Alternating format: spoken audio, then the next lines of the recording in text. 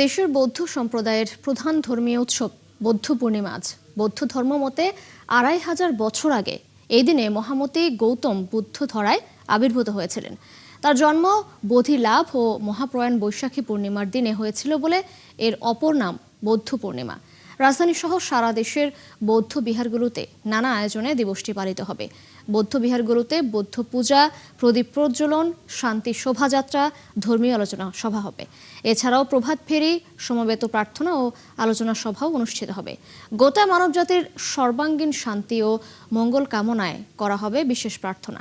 এদিকে দিবসটি উপলক্ষে রাষ্ট্রপতি মোহাম্মদ শাহাবুদ্দিন এবং প্রধানমন্ত্রী তারেক রহমান আলাদা বাণী দিয়েছেন।